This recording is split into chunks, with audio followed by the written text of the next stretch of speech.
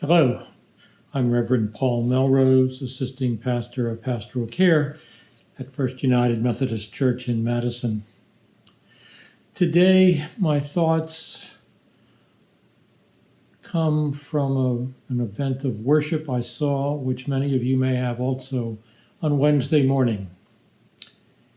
It was the procession of Associate Justice Ginsburg's casket from the hearse which brought her to the Supreme Court building, slowly up the steps into the hall of the Supreme Court building, where she was then memorialized in a brief Jewish service led by her Rabbi Lauren Holtzblatt, and with a short talk by Supreme Court Chief Justice Roberts.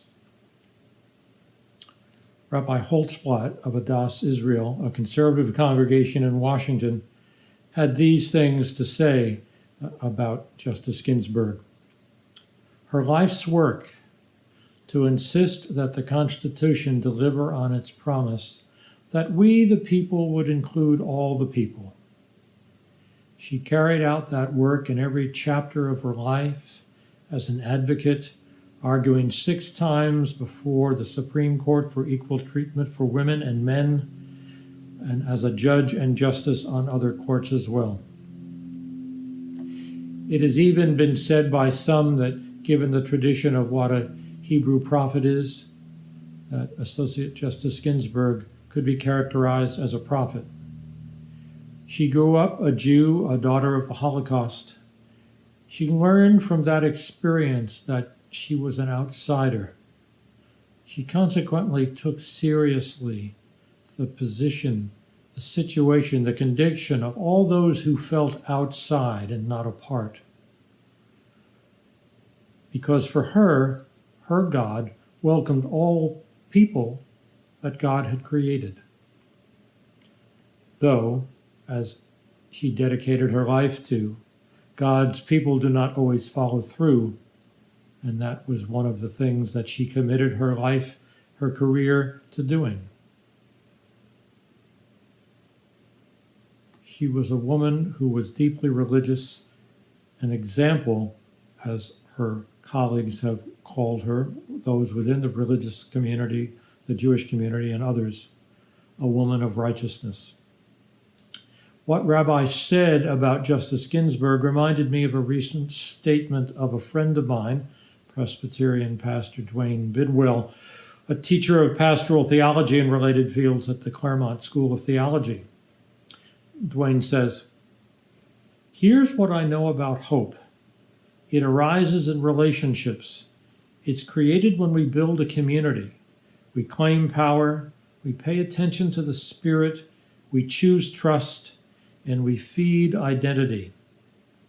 The central question of hope is not when will any future transformation happen, but where and with whom, right now." A person of hope could have been, could be, was Associate Justice Ginsburg.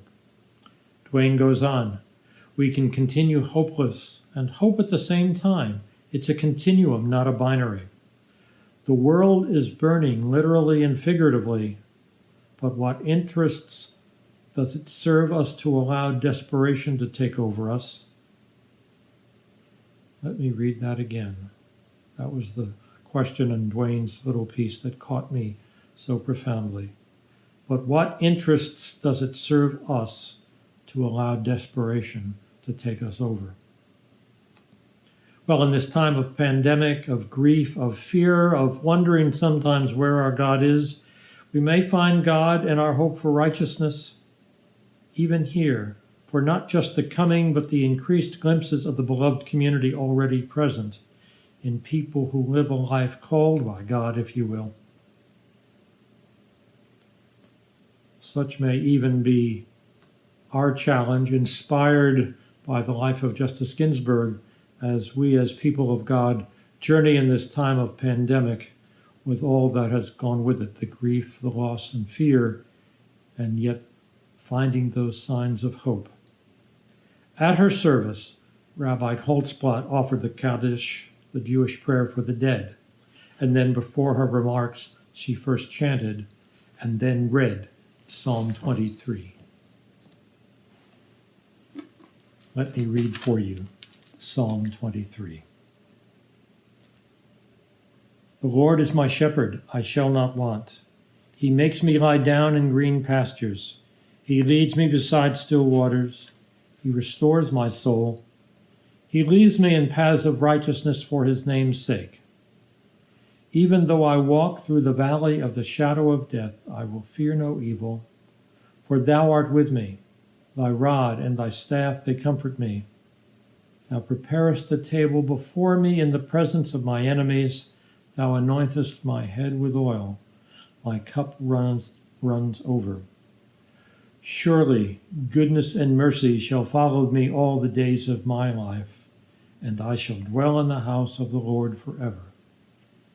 Surely goodness and mercy shall be those qualities we will remember about the life of Associate Justice Ginsburg. And surely goodness and mercy are those qualities of life that God prays for us, even as we choose to live that way in trust and hope and faith. Thanks be to God. Amen.